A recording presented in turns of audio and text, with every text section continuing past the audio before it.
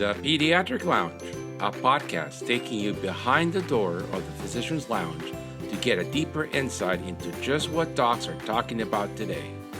From the clinically profound to the wonderfully routine and everything in between.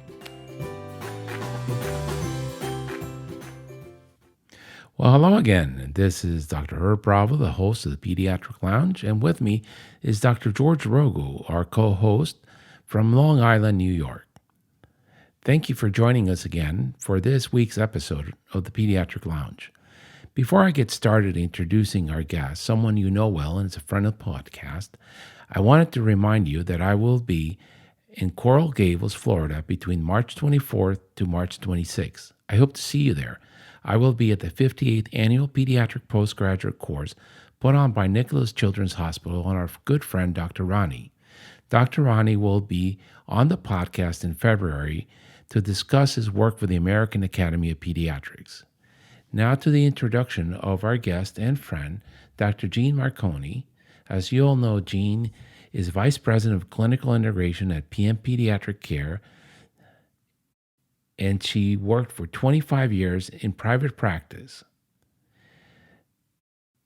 Dr. Marconi joined PM Pediatric Care to bring her innovative and out-of-the-box thought leadership to help meet the gap in behavioral health care delivery to children and young adults in multiple states in the United States. So please help me welcome her. Hi, George. How are you doing? How you doing, Herb? It's Tuesday morning, once again, elevating great physicians. And today we're going to elevate a dear friend of mine, Dr. Jeanne Marconi. She's going to talk about a really, really important topic. Basically, the topic is going to be life after leaving clinical medicine. Jeanne has been always one of the thought leaders of independent practice, and now she moved on to the next stage of her career. So thank you, Jeanne, for joining us. Good morning. Thank you for having me. Great to see you again, Jeanne. Same here, Herb. So our listeners are familiar with you, but just quickly, why did you become a pediatrician to begin with? You know, I've been thinking about this as trying to, sort of prepare for this talk. So, in high school, I had the opportunity to be a candy striper, and they assigned me to the pediatric unit of our community hospital. And it's really there where I engage with kids and really felt sort of the empathy and sort of compassion to think about that as my career. And in my eighth grade, sort of autograph book, I wrote I wanted to be a pediatrician, of course, spelled incorrectly. As I look back, it was from a very, very early age. And I think, when I think about my childhood and, what might have prompted that, I had a GP as a physician. I did not have a pediatrician. In fact, he was a hematologist because my mom was Rh negative. And in those days, pregnant women actually saw hematologists during their pregnancy. And then he continued to be our pediatrician, so to speak. So I never understood why in the waiting room, there were really old people with bald heads and, never really had that pediatric experience. And, one day I brought my doctor kit with me there and the nurse filled it up with all kinds of things. And I think from then it sort of was a query, but really solidified when I was able to kind of work on that pediatric floor was sort of like the trigger. Right. Oh, wow. And then you were in a phenomenal practice for many years that included one of the first mental health certified medical homes in pediatrics, right? Yes. Tell us a little bit about what all you did in that practice. Sure. And when I think about my residency and internship, really where I wanted to go when I completed, the training and what kind of practice I was looking for and, what sort of stimulated me. I had a really great experience in my clinic, which was held in a private practice. So really got to experience what it was like, integrating with families, different families from different backgrounds. It was a private practice, yet a clinic. So there were private patients, there were, Medicaid patients, and I really became interested in sort of family focused care. understanding that we weren't only taking care of the child, but we were taking care of the family, and how the dynamics of how the family worked really affected the lives, successes, challenges that children had. So when I was looking for a practice, I was looking to find a place where they were open-minded and that we could, maybe think of some programming that was sort of out of the box. So the practice was traditional when I joined, which was the typical 8 or 10 exam room with a waiting room. And we started programming, and our first program was a new moms group. And we had a social worker who co-located in our building. So, rented space from us. And we started this new moms group, and it came really apparent to me that, especially where I was, which is the tri-state area, where a lot of families, nuclear families, were away. They weren't near their families when they had babies, and the needs were so great of those moms. Moms were having babies later. They weren't near their families, and there was so much support that was needed after.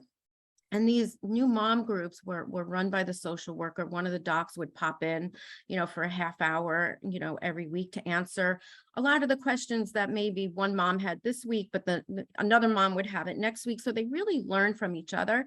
And it turned out that these groups were extremely successful and continued, like, all through that child's life, that at high school graduations, I would get pictures of, the groups still getting together. And it really triggered us thinking about, how do we continue that? How do we look at family dynamics and how each parent was raised and trained, and how they're going to think about raising their child to be healthy and mentally stable?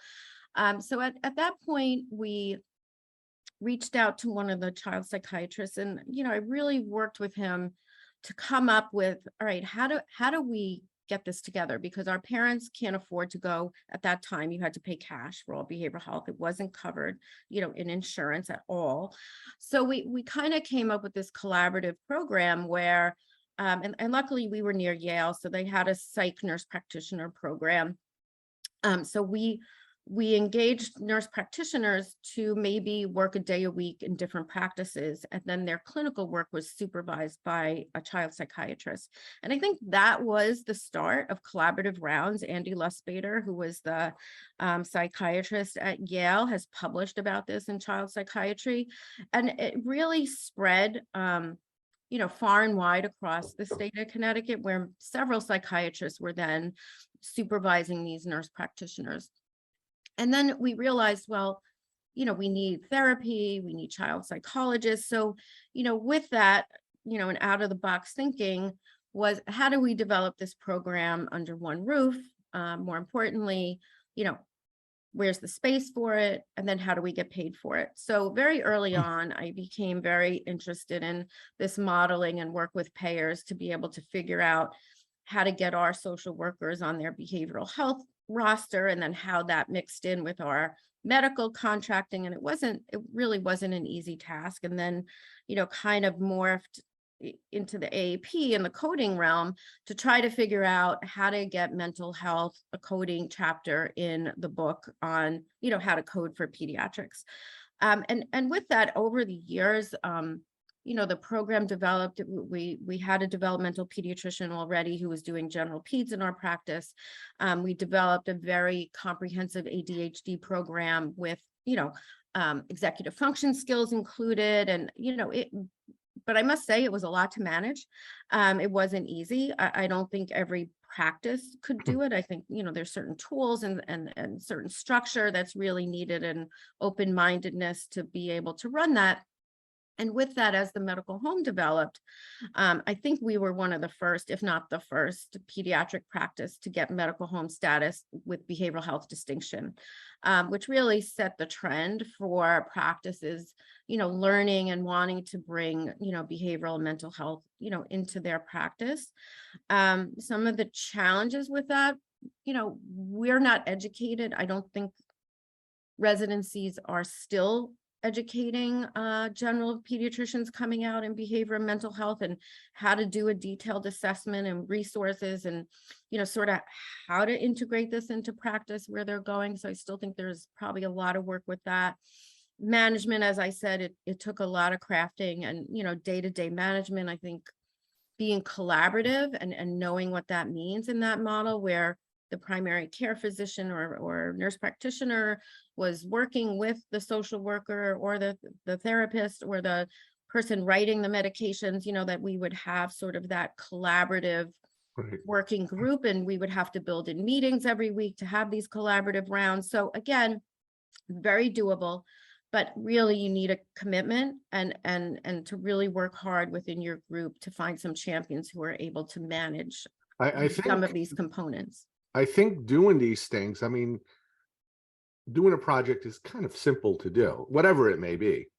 Funding it is the difficult part, Mhm. because all your nurse practitioners, psychologists, social work, they all want a paycheck, yet the offices cannot bill for their services. How did you guys get by that So we did get paid through the insurance. We on even the were social able work? Because to, you cannot do incident two for no, it social wasn't worker. incident two. They each had to be credentialed. So for Mhm. some plans, we took 15% less, like all of that.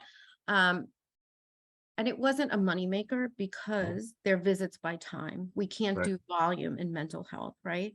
Correct. So there was minimal profit margin, but what it did was, I think it made us more recognizable in the community. I agree. People wanted to come to us because we had this service. So therefore we, were busier in other services. And in addition to behavioral health, we were growing other components in the practice. So we had a breastfeeding center, we had an obesity program, we had an urgent care Yeah, that I ran in remember that. parallel. So, it wasn't just the one program. So they kind of all fed each other, so to speak.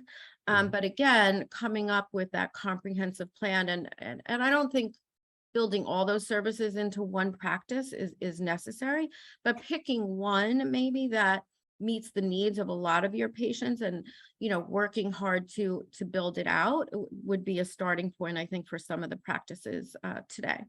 Yeah, but for a solo Oh, practitioner, this is overwhelming. Yes, They can't do all this stuff, and there's not enough volume either. right. So that's where being collaborative in your medical neighborhood comes Yes. into play, right? Correct. Like, you could get 2 or 3 practices to hire one social worker, create some entity and be able to pay the social worker that way. So one day at a different, each practice, hire somebody per diem. A lot of the social workers, that I've come across, per diem, they may have one job and they want to supplement in the evenings, for example, which is perfect for pediatrics, right? Because, parents won't take their children out of school. They won't leave work to do some of these appointments. So Correct. evening and Saturday hours. So we had, a couple of social workers that worked in the school, for example, that would do Saturdays, so we were able to implement some of the services that way. So even thinking out of the box on how to staff, Mhm. even today, becoming more familiar with the workforce. So, we hire people now on the West Coast to cover the evening hours. Through So telemedicine. they get Yeah. licenses, here. And that allows us to have more access and capacity in the evening hours when a lot of mental health places close. They close at 5 or 4 o'clock. Brilliant. Parents can't leave work again. So, we are trying to look for ways to be a little bit more creative and innovative in the delivery of some of these so needed services. So is that in So your old practice, or is that in your new venture? That's in the new venture. Yeah, that's what I I thought. didn't seek, we found people near us, so I didn't have to do that, but on a bigger scale, needing a larger compendium of, pediatric experts, we needed to, look elsewhere. And as Mhm. the increase in mental health, the salaries for some of these social workers has doubled in the last couple of years, right? Because of the needs. So again, it's trying to figure out how do we navigate in this crazy system of healthcare that we have going on. Yes. So I have a couple of questions. So how did you make these parent groups? Like how did you cohort them? Like every baby that's 2 weeks old? Yeah, so we had a fair, we had maybe 40 babies a month on Okay. average. Some months a little bit more. So we really had our own way to funnel it. So we would start a new group every 6 to 8 weeks. So Okay. that the moms and babies were of similar age. And most moms start in around the 3rd week, like after the 2-week checkup, we would sign them in. And, you know, that was the most vulnerable period. We picked up, you know, maternal depression before even the Edinburgh, you know, was sort of like standard practice, because they would talk, you know, in the group, or they would cry, or they would, you know, but yet they had this like new support group of new friends who were in the same boat.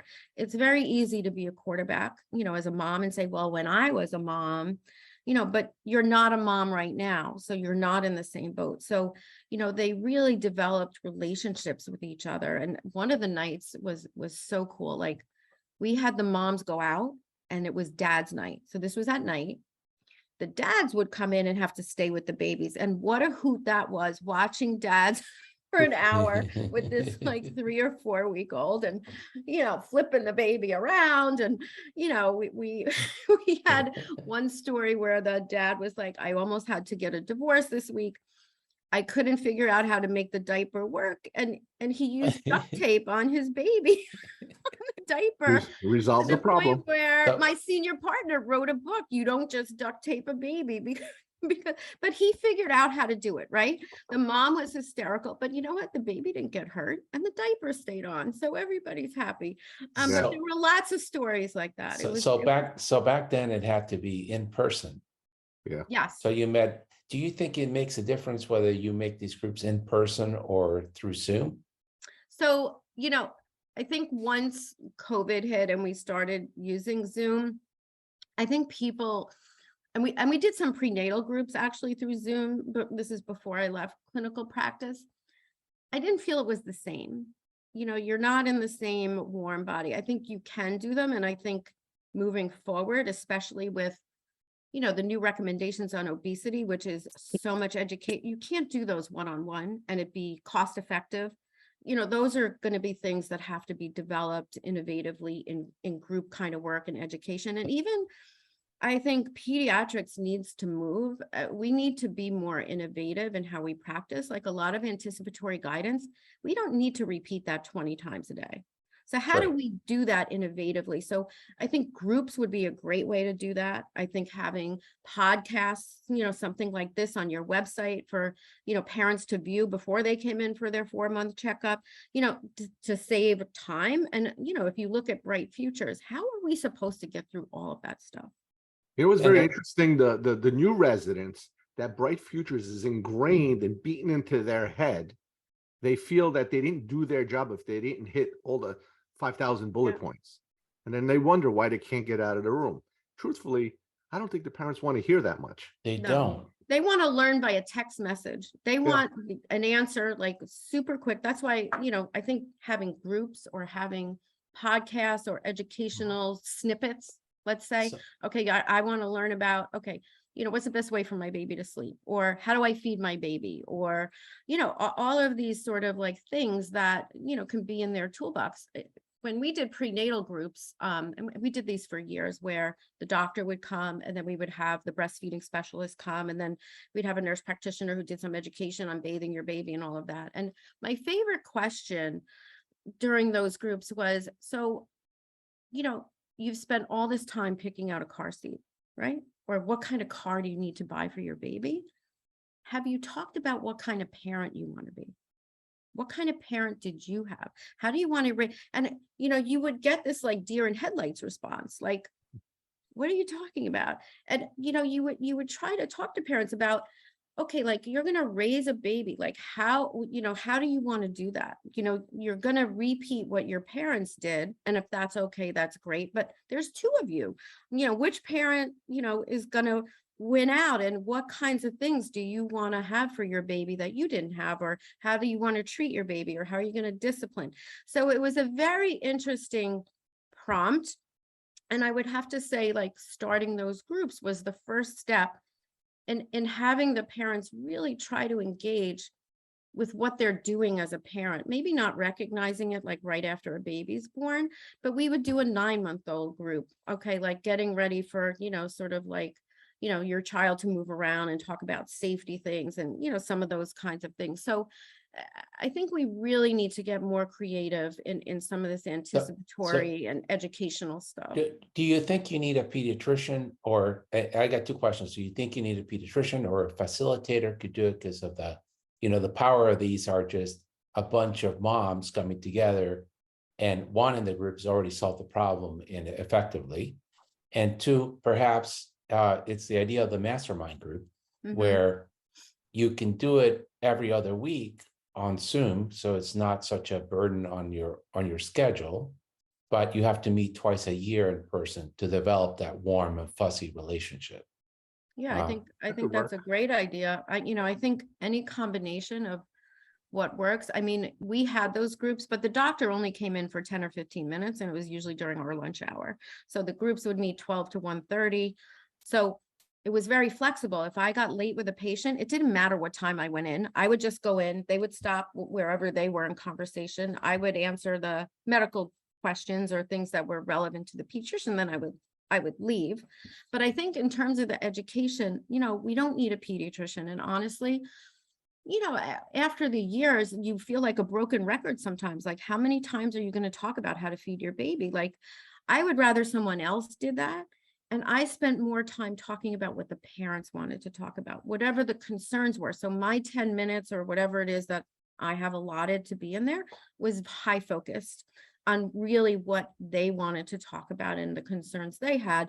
And then all the gobbledygook stuff they're getting, but it's not by me. So I think, pediatrics needs transformation and innovation. I think we're behind Yeah, but I think back to the bright future stuff. We're trying something innovative in our office where one of the doctors and myself, we recorded some little snippet videos, 3-4 minutes of anticipatory guidance, what vaccines, old school, new school. So Dr. Rogo, what did you see when you were a resident? Did you see measles? Did you see chicken pox? So I described gory pictures, and I put some gory pictures on a PowerPoint, and we send it out at each visit to the patients. People seem to appreciate that. So you got old school, new school doctor talking about anticipatory guidance and stuff. We implemented this up until 2 years of age. Do you know that the doctor still cannot let it go? It's awesome. I think No, it's no, great. but I mean, we're doing the video, so we did Yeah. what you said, the transformation part, but the doctors of today, they still feel compelled to start just ramble on and talk and not shut up. And Yeah. they don't talk I about mean, I think what they it's a need to talk about. training. Yeah, Yeah, it's definitely a Yeah, training piece and a culture in your practice. yeah, well, They I need think mentoring. They need mentoring. And I think a lot of practices just let people loose when they come. They're yeah. like, yeah. okay, you're here, and there's no onboarding, there's no orientation, there's no introduction to the culture or what the families are like in the practice. And you have every man running his own show, which is not, again, I think collaboration is really a big Yeah. word that we as So, pediatricians need to focus more on. so I'll go back to something that you said, and I said this 30 years ago when I was in training. The residency programs are meant to benefit the hospital and the academic researcher. Of course. They are not meant to educate pediatricians to help society. And that hasn't changed in 30 years. So back then, as a young resident, I thought there should be 2 tracks or maybe 3. One for someone who wants to pursue academics. One for, you should be 2 years of pediatrics, and then you do 2 years of fellowship. In 4 years, you can learn how to be a pediatric cardiologist. That's what you want. And then a 3rd track for really primary care pediatricians. It's undeniably very important to see a sick kid, manage a sick kid, take the fear out of seeing that in your office so you don't panic with the parents. But if you're going to do outpatient pediatrics, you don't need to spend 6 months in the NICU because you're never going to see it again.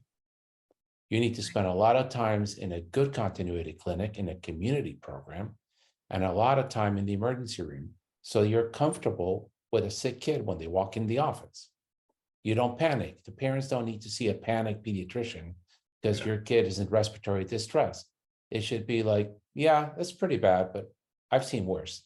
We'll get 911. I'll ride in the ambulance with you. We'll take care of this for you. So now they're trained with Epic, and they have pathways they're supposed to follow. And if they don't follow and they don't click on all the little buttons, then they're dinged. And they communicate by text. Yep. They don't have conversations. And so we're losing the most important part of humanity, our ability to get together and excuse my language, you should shoot the bull. Yeah. I mean, sometimes I go into the exam room and there's nothing wrong with a baby. So it's all about talking about how great it is that they have a baby. Yep. And I'm very, Patient relationship. It's and called. I'm very happy, and they're very happy at the end of the meeting. I go, this is my standard speech for the newborn. Call me every day. If I could get away with it, I would have you bring the baby every day to the office to talk. Now, when they're 3 months old, don't call me again. You should know what you need to do. That's what I'm here to do. But for the first 3 months, anything could go wrong, and I want to hear about it. But we've lost that ability. We can't do that anymore. Anyhow, what I think do through you? the workforce, we really need to be concerned about pediatric care in this country. If you look at, most, I think it's overwhelmingly now females going into medicine. And then what we see is, 2 years into medicine, they're cutting back to part-time. And then within 6 to 8 years, more than half of the females actually drop out of medicine. So we need to come up with a new approach on primary care. I think that, the payment is off, the number of hours is off that people are expected to work. I think the bureaucracy of the EHRs and everything is distasteful to a lot of these very smart people coming out. And, we haven't really focused and elevated primary care like we used to be, most recognized by the patient because we were their primary care. And then I think, managed care happened and US healthcare copay was $2 and then we're worth $2. And, it's just gone downhill from there. So I think, I don't like the word burnout because I think we've been burned on. I don't think we've burned ourselves out, but there isn't a lot of work even being done on how do we elevate these sort of young professionals coming out with all of this training, and they're so smart, and then we're burdening them with work that does not meet the level of their abilities, right? A lot of it is lower level secretary or trying to get the chart done, and they're not sort of having even personal contact with the patient. They're looking at their computer the whole time. I never brought a computer in the room. I went out and did it after. No, they want to just do all of that in the room. So we're really losing the connection with our primary care. And to think, when this is one of the reasons I started to say, okay, I don't know if I really can do this anymore. I would interview people, they'd have $500,000 in school loans and ask me if I was in an area that, federally they could get their loans paid back. And, I would think to myself, this person may not be so smart, because why would you become a pediatrician and come out with $500,000 in loans and not know what the market is, making $160,000, a year, or 200,000 tops in a lot of, communities, unless you're, a big volume practice. So, we need to get better at the manpower that we're going to need to be primary care. So all those tasks, Herb, that you're talking about, groups and things like that, I think is really awesome, because then we can leave the doctoring to the doctors and really focus on the patient care aspect. You know what's frustrating with that loan forgiveness thing? Unfortunately, we had a couple of physicians that we interviewed that were fantastic. They actually came to the office as patients. So you would think that that would be the best person to come in. They had loans, so they ended up going to a federally qualified health center down the street, or one of the hospital systems that service the same people down the street. Yeah. Why are they allowed to have loan forgiveness? Yes, yet us in a private practice, we cannot. It makes no sense. Yeah. We service It's the same equity. population. It's the disruptive, I call it disruptive equity. Yeah. There's equity on both sides of the equation. Yeah, I'm trying to organize something. There's this thing in New York State. I don't know if it's going to happen. It might, because we service a lot of Medicaids and Child Health Plus. You would think it would. Yeah. So, talking about your journey in Connecticut, you had a lot of challenges. Some were finding the people, and some were finding the money to maintain the programs that you started. Am I getting that right? Was it the two biggest challenges for your mental health program? I think those were the biggest, and I think the successes outweighed those challenges. philosophically to me, even if it created more work for me or the other leaders in the practice, and we didn't make a ton of money, I thought it was such a critical service to, be able to get kids back on track or get them in, in a mental health space where they can be functional and productive, adults. So sometimes I think we have to think about doing things what's right for the patient and look in other places to compensate for that. So that's just, one Yeah. pearl to share. It's not always about the money. Clearly you have a business to run, but it was never always about the money for me. Did you ever consider putting the mental health part into a not-for-profit? Um, I really didn't, and I don't know enough about the running of a nonprofit, how that could work. And I don't know how that could work if I was the referring person to that nonprofit. Like there's so many, I don't want to say stark, but like There's so many rules. Yeah. there's a so lot of many rules. rules I actually that, looked into it because we service a lot of Medicaid. So we wanted to make like a nonprofit to be able to hire the doctors to be able to get rid of the loans. They said, call your CPA. They said, oh, you guys are a private organization, so you can't do that. I says, but how does a hospital do that? Well, they have donors and funding and things. foundations. Yeah, so that's why they can do it. I said, but they're down the street. Yeah. Yeah. I think the whole thing is rigged against private practice. No, you just have to get creative. I mean, if you're going to run Allied Physicians runs a nonprofit, and they do fundraising. But I don't know if And they're running medical services. they're not. Yeah. They want to be able to give everybody free diapers. That's one of Mhm. their key things. But I'm saying you can't create a legitimate not for profit if your mission is to do philanthropy. You Mhm. can't just do it if it's a game. But if you're not making any money off of mental health services, and you can get 5 practices in town to come together to develop something together, and you're not going to make money at it, you're going to break even, and you can find donors in the community who are willing to support it, you might get ahead. So I'm Mhm. thinking of very small practices, right? Yeah. That come together to find these services to put in their I think community. Gail Schoenfeld had a donor who paid for a social worker for her to be in her practice for some period of time. But those, you have to know the right people, and Yeah, I still think there's some innovation and creativity, and is it sustainable? Like if you get money from X, is it a sustainable program or is it a time limited program? Like all this money coming down to schools right now for yes. mental health, it's time limited. So you're building, we're building programs in schools right now. And, those schools, okay, for 3 years or a 5-year grant that we're tapping into, what happens after the 5-year grant? Like what comes next? Like, where is the money going to come? Or is it still going to continue to come? So I think a lot in those nonprofit too, they have to always be looking. They're not, sustainable forever, so to speak. Well, this whole topic, I mean, it's interesting, your clinical past, your clinical medicine, but our topic is life after leaving clinical medicine. Well, we're We getting veered there. off of that. We veered off the track. I think everybody wants to So- hear what is life after clinical medicine. Well, we're getting there, George. The AP recently published some guidelines on obesity, and obesity is a chronic illness, just like mental illness is a chronic illness, and it's becoming a bigger and bigger part of pediatrics. I'm going to quote something you said: investment in our children for both mental health and obesity before treatment are needed is where things and money needs to go.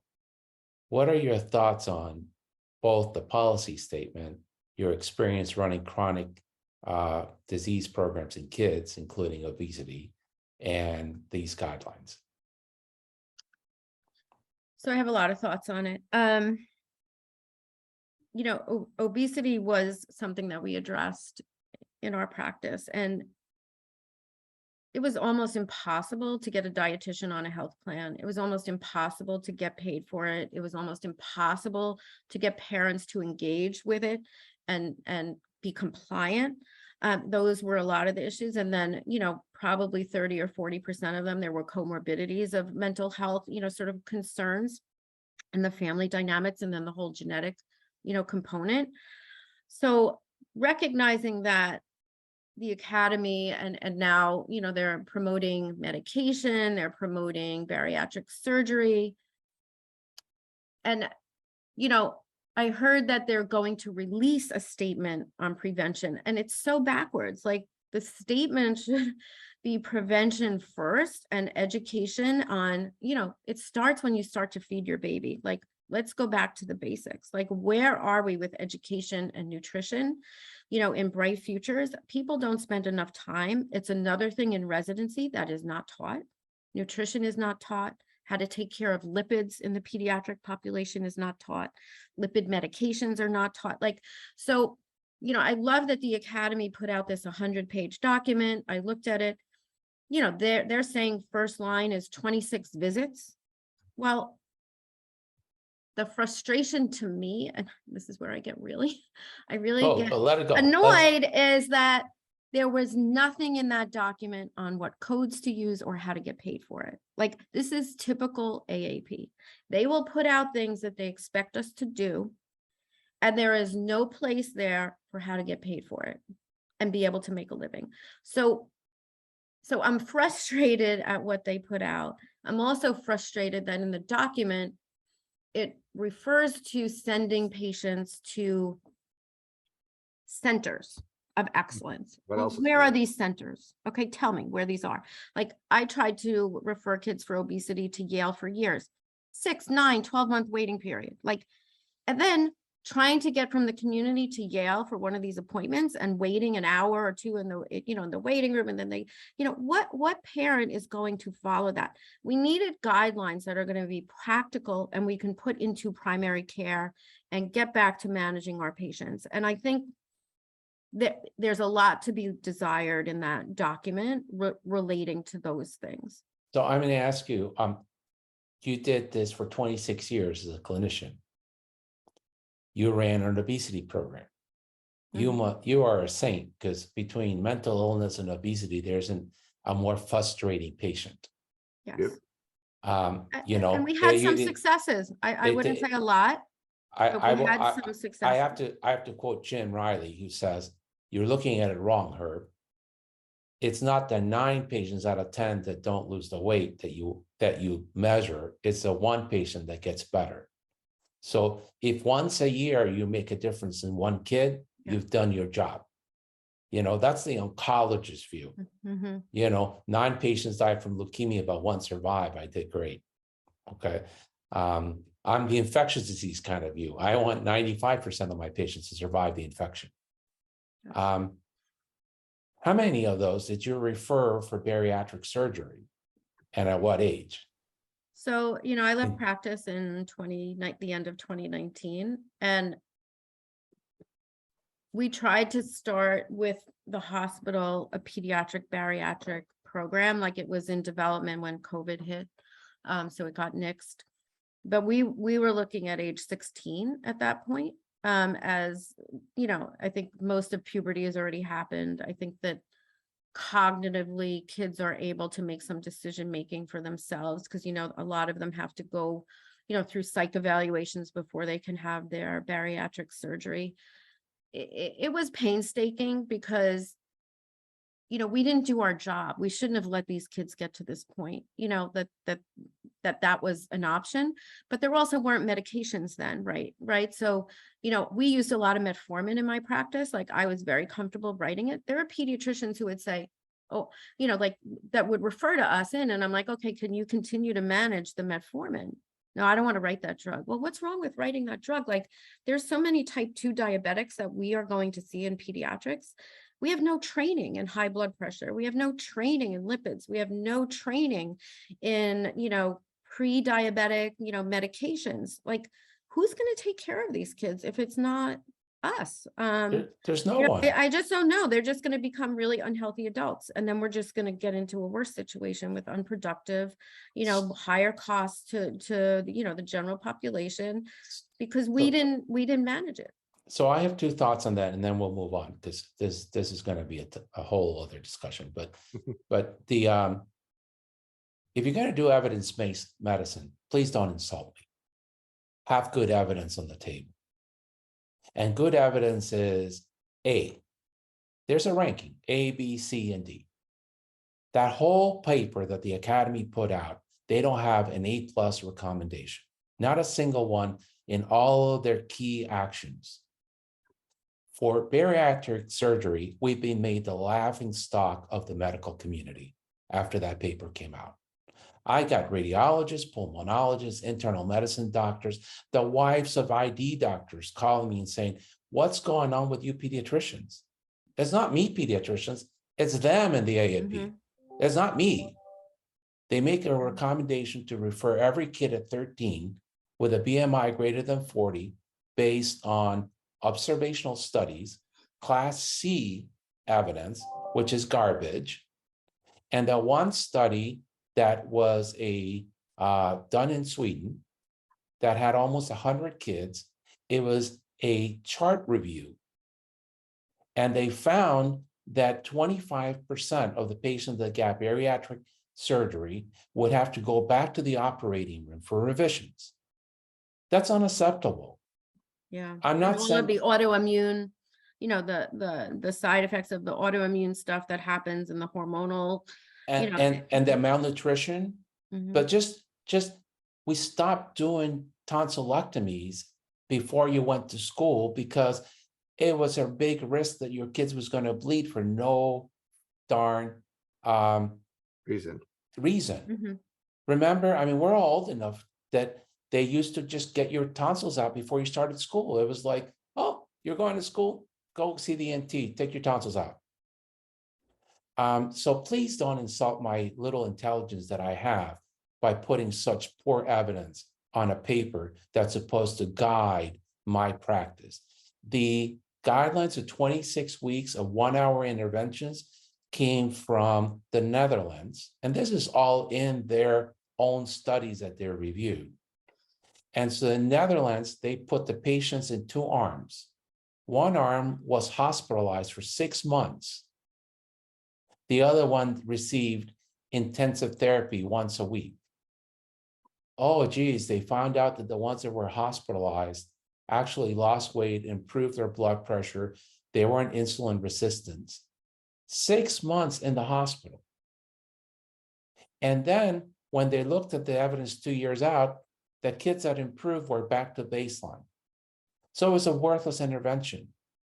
What are you going to do? Put these kids in jail until they're adults so they eat properly?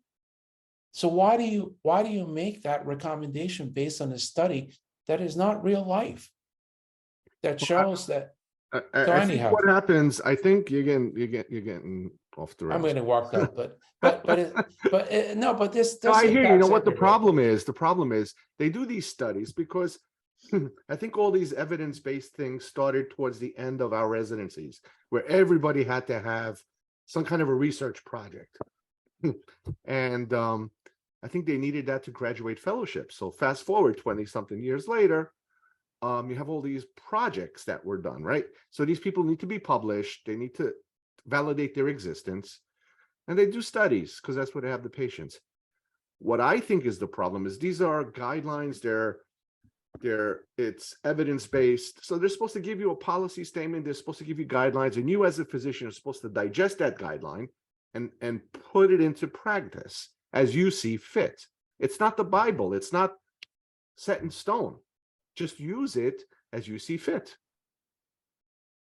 But I think the new generation, they look at this as this is what you got to do. That's right. And you That's can't right. deviate. Well, that's a problem. They look at it like bright futures. They're not taught to be independent thinkers. Correct. That's it. And that's a problem, George, Yes, because I know that. I'm Critical getting thinking. older and I'm going to age out of living. Yeah. And who's going to take care of the kids if they don't independently think about this? Doesn't make any sense. Do you think that the younger people in your practice that have trouble with the bright futures actually went back and read the studies that were the foundation for these guidelines? No. So they're going to follow along like good little soldiers because that's what they want them to do. Correct. And it is our responsibility as pediatricians to take care of children. And if Correct. we don't stand up and say this is nonsense, we're failing in advocacy. Anyhow, that's my soapbox. All right. Gotta go. Do you miss going into the office and seeing the kids now? You know, I say that's the thing I miss. I don't miss a lot of the other things in running the practice, let's say, but you But you know, were good at I it. think, you know, what helps kind of like made me sort of push to that decision making, and in addition to some other things, you know, COVID, this was at the time of COVID starting, and I'm at a point in my career, I didn't want to not be able to hold babies and kiss their cheeks and sit with my teenagers for a half hour and 45 minutes that I've seen since they were a baby. Like, and I feel like I copped out in a way, but in another way, I was like, okay, prompted me to think, well, what can I do with all this knowledge? Like, is there some bigger space that I can help make a difference? Or, you know, I didn't really want to end my career like being in a gown and like not being able to see the facial expressions of the babies and like all the ramifications of that with like language delay and everything. And I was like, that's a whole nother set of sort of issues and concerns that I said, let me think about doing something different where I can take what I've learned and maybe have an impact on a bigger scale. And that really was the pushing point to look for something different. So why don't you tell us, what is that something different?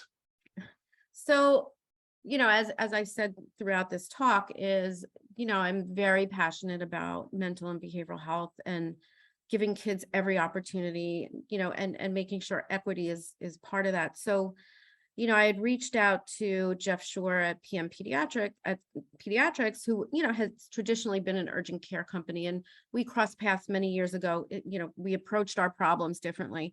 He thought of long before Doc in the Box and urgent care as to have a freestanding place where kids could be seen after hours on weekends as an alternative to the ED. I built an urgent care within my primary care practice that was open to the community for frustrations dealing with the hospitals and the care that the kids got. So, you know, we kept in, you know, sort of touch over the years. So I kind of just reached out. I was reaching out to my colleagues, my network, you know, what do you guys have going on? Like, you know, and, you know, it was just like a match made in heaven. It was, we've been thinking about, because of COVID, our telehealth platform was so well received. They're national, they're in 17 states. This is perfect for behavioral health. So we just started chatting. It was a kind of a reach out phone call, and 2 weeks later I had a contract.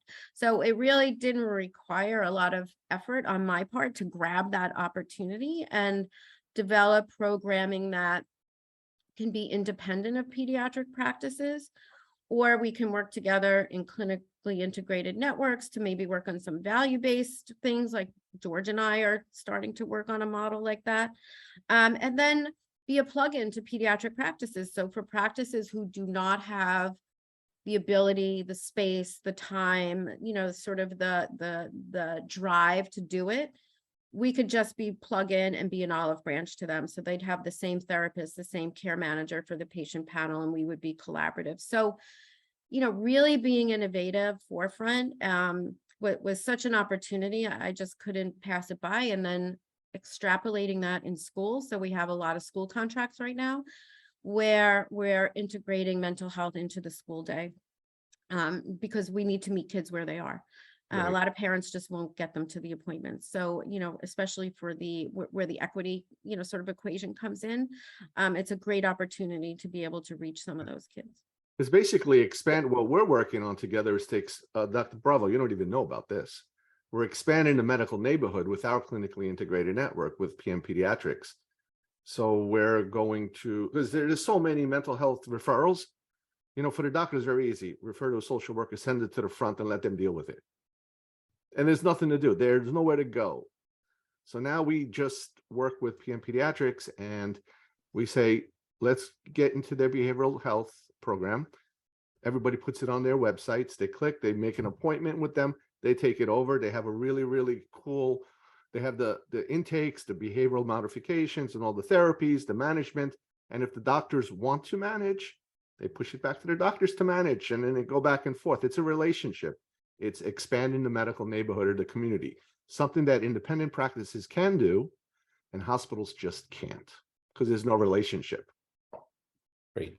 So that's a wonderful idea. Yeah. And, you know, that was I would say that was not the idea of urgent care. That was the idea of being an after hours pediatrics care, where you met the need of both the pediatricians and the families. The modern model of urgent care is you compete with a primary care doctor. I'm not talking about PM Yeah, we don't want to pediatrics. compete. We They don't want to be compete. collaborative. I'm talking about, you know, here it's called patient first. They do primary care and urgent care, and they open at 8 a.m. and close at 10, and they're open 7 days a week.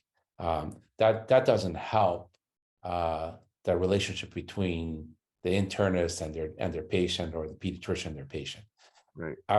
What do you like most about having become a physician executive at PM Pediatrics? You know, like doing anything new, it was exciting. I think it was a little bit intimidating, you know, running your own practice for so long and being the, you know, one of the lead decision makers and just being able to do things when you want to. You know, working in an organization with 1,200 people and a leadership team of, you know, let's say 30, you know, really strong thought leaders, it's different. It's, you know, sort of compromising, and it's kind of bantering back and forth. And, you know, often, you know, you have to give in a little, you know, to be able to get to where you want. I think also it was a change agent, you know, for the company, because they were focused on urgent care for so long, and now comes along these, you know, behavioral health people, like, what are they going to do? Why are they here? You know, so understanding that, you know, we are moving to a value-based system, and we all have to either play together in the sandbox, or we're going to be crushed by the hospitals that are pushing out their four walls. So combining urgent care, behavioral health, and primary care makes total sense. It makes sense if you do that within your practice, great, but most don't. So how do we all work together collaboratively in the best interest of the patient, meeting the triple aim or quadruple aim requirements now that we're expected to meet? And, you know, giving the patient a much better experience and an easier way to navigate the system. So I think it's in our best interest as pediatricians to be in front of the train and develop the model of value-based care, rather than the train takes off and we need to just buy a ticket and get on the train. So I think that there's a lot of work to be done. So my title at PM Pediatrics is VP of Clinical Integration. So my main focus, you know, although was implementing behavioral health, it's developing relationships where we can all work together and decrease ED utilization, you know, improve antibiotic stewardship, you know, avoid unnecessary trips to the ED, promote education. So I think there's huge opportunities for us to all work together instead of being competitive. Correct. You know, very interesting speaking about competitive. So when we first you and I started talking about the clinical integration and working together and so forth, one of the doctors in the organization says, but George, you guys have an urgent care. Isn't PM Pediatrics a competitor? I said, no, we have to look at them as an ally, an alliance, because there's plenty of children in Long Island, plenty of children that can't be seen. So this is just another way of working together. No big deal. And so what do you think are the biggest challenges that you face as an executive pediatrician now? I think feeling that what I have to offer was valuable. I think that over the last several years, it was becoming more challenged to feel valued, and what we were trying to do in our practice was recognizable and appreciated. I think the patient mentality has changed over the years. The respectfulness, you know, this Dr. Google stuff. So I think that the challenge is getting past that and looking at the bigger picture on how to do right for kids the best way that we can, and all working together to do it. I think that's one. I think as an executive, again, leaving clinical practice, going to administrative practice, there's skill sets. You know, I wasn't great with the technology and Teams and Microsoft Office, and, you know, we didn't use any of this stuff. I think, you know, looking more seriously at P&Ls and forecasting and some of the business sort of necessities of being responsible in a leadership role in a bigger company, working on how are you going to, address that. And then, integrating into a new company and getting respect and building trust, it takes time. It's not just going to happen when you show up. So working on that. So there were a lot of different talents to tap into to develop in this role, and are still developing. And, I will admit here that I've been using a coach, and it's been extremely helpful. And, coaching is not therapy. It's really how you see yourself integrating into a bigger organization, and what you contribute, and how to be a valuable member, but also how to read different kinds of people. In primary care practice, we were very focused on workflows and getting the patient through, but in a business, there's a lot of different workflows that are very, very unique in the business sense, that you really need to navigate and figure out how to do. So tell me more about how often do you meet with this coach? So I've been meeting, it was every other week for a while. Now it's every so often. And if there's challenging, like, okay, we want to do some reorganization. What's the best way to do that? What's the best way to approach people if you're going to bring in a new system? Like, how do you engage people to do that? So it's sort of like, a mentor, so to speak, that's not in your immediate space, that can give you some guidance and you can run things by. And I think a lot of physicians, if you look on some of the Facebook groups, there's so many physicians actually going into coaching physicians for burnout, coaching physicians to avoid suicide, coaching physicians to pick up what their next gig is. There's a whole Facebook group on, physician side gigs, and coaching is a big piece there. Okay, so how do we navigate this transition and transformation? There's a lot of emotions. There's a lot of intensity of focus, skill sets and things like that. So, I think it's been very helpful. And initially when I thought about coaching, I was like, oh, what is coaching? That's a new word. But I really feel I've learned a lot, and it's really helped me in that whole transition. Well, is this I find it interesting. How can some younger physician teach you what to do? That's interesting. You know it all. So when was this a group setting or a one-on-one? It was one-on-one. They do have One-on-one. groups. I mean, there are coaching that do groups. I was recently invited to join Chief. I don't know if you know what Chief is, but it's a physician, not a physician. It's an executive, a high-level executive C-suite organization for women internationally. I don't know. They have, something like 20,000 members now.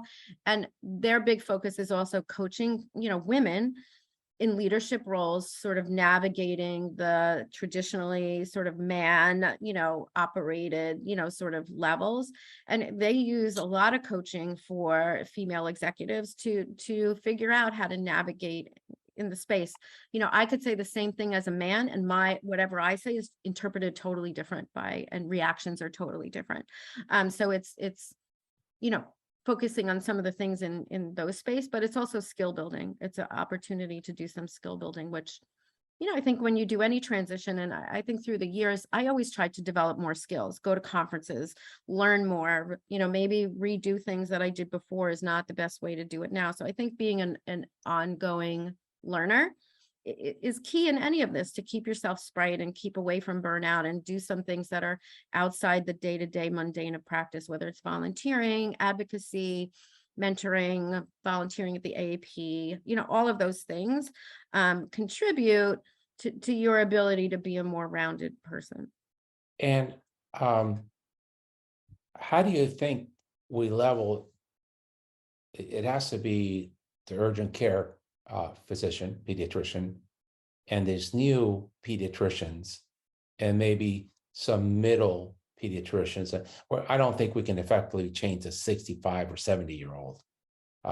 But maybe we can affect the 40 to 55-year-old with these things that you said, like how to manage lipids, how to manage obesity, how to manage anxiety, how to manage high blood pressure, because these are becoming everyday questions in the pediatric practice.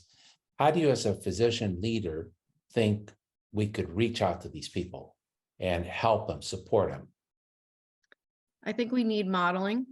So we need models that work and are successful, you know, a rural version, a city version, a suburban version, and be able to present those at conferences or online, you know, sort of places where, you know, we can give a model of a template. Okay, how could you implement obesity into your practice? These are some of the ways. Now you need to take this information back to your practice and meet as a group and see how you can do it, and give them feedback. You know, I think some of us who have some of these talents or innovative thinking, you know, this is a way for us to give back and make sure that, you know, the path that we've created for children, you know, continues in the future. And that's hard, finding people that have time to do that, but it needs to be organized by someone. To me, these are things the AAP has lost over the years, is the investment in pediatricians. They are very good at advocacy. I know that several years ago, we tried to go to them. You need two arms. You need the pediatric support arm, and then you need the advocacy arm. And, you know, they've chosen to stick with just the advocacy arm. They do support us, you know, in some ways, but I don't think there's enough focus. And we don't have any other organization. That's the only organization that we have currently. So maybe we need to create something else that's more like an e-learning, not only for pediatricians, but what you can teach to your patients, what we can teach to, you know, some of the other members of our staff that we have. There's no place for us right now to hold all of those operational and educational and mentoring, you know, tracks. So I'll go back to what you have done, which I think every time I talk to you, I'm humbled, but I'm also amazed at your abilities. And you use the word remain open-minded. There's always something to be learned. And the ability to go hire a coach so that you can navigate a whole new system. You know what you need to do. You just want a way to quickly understand the new environment that you're in and be the most efficient and effective possible. So it seems to me that what you're talking about is setting up mastermind classes for pediatricians where they select a topic, you know, and you show them the process, and then you're there for them when they feel uncomfortable. Because whenever you're starting to write for metformin, I don't really know, is it 500 a day or 500 twice a day? What are the long-term side effects? Should I do it for 3 months or should I do it for 3 years? What should I monitor? I'm not sure if this is the right patient. And having that wisdom of someone like a Jeanne Marconi who did it for years say, you're on the right track. You're in the right track. You're not, you haven't lost it yet, Herb. You're in the right track. Keep doing it. Is of tremendous value.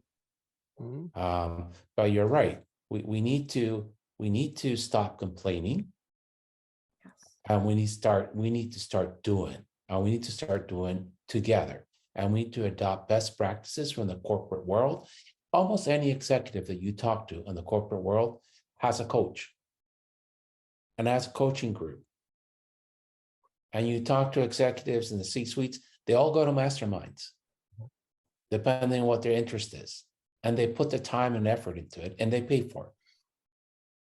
How many little practices in America where there's 1 to 3 pediatricians talk to someone outside of their office to see what's going on in the rest of the world? They don't even talk to themselves. They don't even have group meetings once a week to collaborate with each other. Like, that's a huge hole too. Yeah. Just Right. communication internally. So there's a lot of work to do together. Yeah, no, they're all the smartest guy in the room. But we've already proven that this just dialogue conversation works with those coaching classes that we're doing weekly, Herb, with those young guys. Yes, they have been phenomenal. Yeah. And they're engaged. She's like a mini Jeanne Marconi. She is. Kathleen Wania is phenomenal. She's a genius. Yeah. When Jeanne was on the webinar or mastermind on suicide prevention with Leah Gagino, that one was extremely well received. And it created a community of people to reach out to each other. in case they weren't sure they were in the right track, which I think is what we want to do. That's really what the future holds. So I've asked you a lot of stuff. You've been very generous with your time. You shared a lot of great ideas. What haven't I asked you, or what would you like to tell our audience that is important to you that I missed?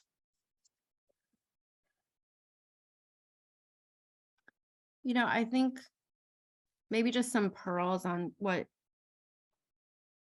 pediatricians can think about as to what their journey is. Where are they now, to really reflect and reaffirm who and what they are and where they want to go.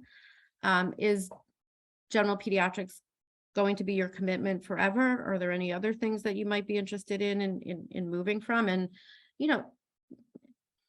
to get out of that burnout of that same day-to-day mundane, think out of the box for yourself. Like I highly recommend sort of taking a step back and just seeing where things are, appreciating yourself.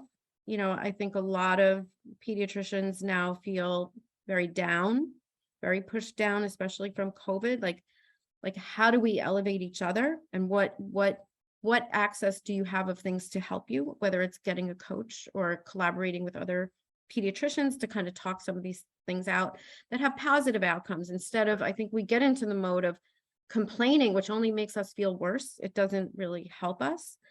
And then I think for women, and I don't mean this in a bad way, I think behind every good woman is her wife.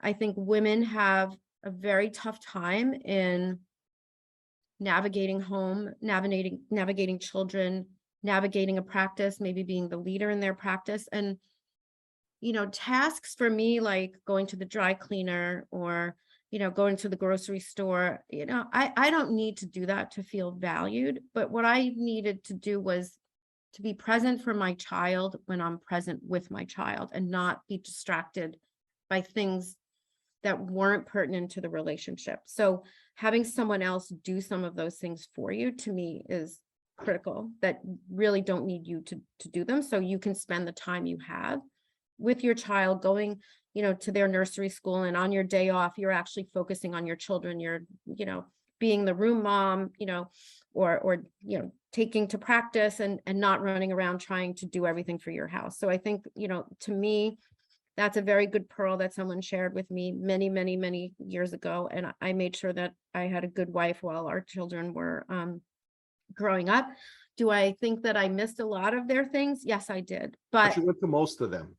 But I was there when I felt I was there when I needed to be. And I think that that's something that's, very tangible and take homeable to people to really consider. So I would say those are some pearls, I could share. And then being involved in things outside of your day-to-day practice, advocacy, volunteerism. I've spent a lot of time doing things outside of practice and outside of work that gives me a lot of gratification.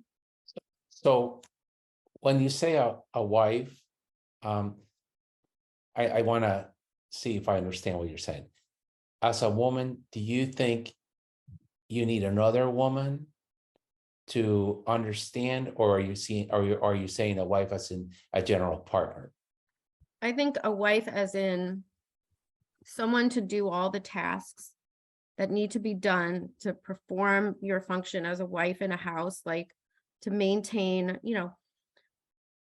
calling servicemen, being there for the dry cleaner. Like, men are not expected to do a lot of those things. So women actually assume them, and then they're also working, right? So they're doing double jobs. So, and it could be, a wife or a husband. I just use that phrase because it's been coined to me. Okay. But it was like my housekeeper nanny was my wife. Like, that person kept me organized, kept me on track, knew the schedule of all, whatever the kids were doing and where they needed to be and when they needed to get picked up. And was very accessible to me to do things that I didn't need to do. Like, I could just come home and play with my child, if I got home at 6:30 at night and he's going to bed at 7:30, 8 o'clock, I just focused on him. I didn't eat dinner till 8 o'clock, because I already missed dinner. And, I think another pearl was our main meal to be together as a family was breakfast. We all got up at 6 because I knew I wasn't going to be home for dinner, but I knew it was really important to have that sort of connection, every day. So during the week, we had breakfast together. Right. So you have to make things work for you and then tap into whatever it takes to make that happen. So I'm going to rephrase what you said to see if I understood it and add some concepts. Number one is take care of yourself. Because if you lose yourself, you're not going to be of any value to your organization or to your family. Number two is work on your relationships, both at home and at work, as in your own company, but outside your own company with people that you can collaborate. Mm-hmm. And George says this all the time. You can't get ahead without partners. And I think he's very wise to say that.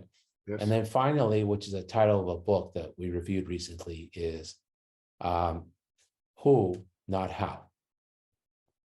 I don't need to figure out how a lawnmower works. I can go do something either with my family or with other doctors that is more productive. I don't need to figure out how the dry cleaning gets done or the house gets cleaned. That's not something that gives me enjoyment. Do I have it right? I think you do. I think you got it 100%. Okay, so those are three really important things for people to remember, especially if they're starting out.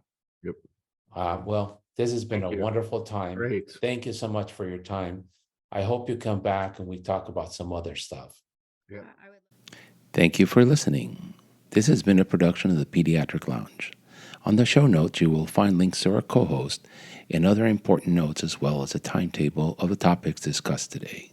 Don't forget to follow us on social media and subscribe to wherever you listen to your podcast. Leave us a great review, as it helps us greatly. In the meantime, we will see you next week. The Pediatric Lounge. The conversations are not intended as medical advice, and the opinions expressed are solely those of the host and the guest.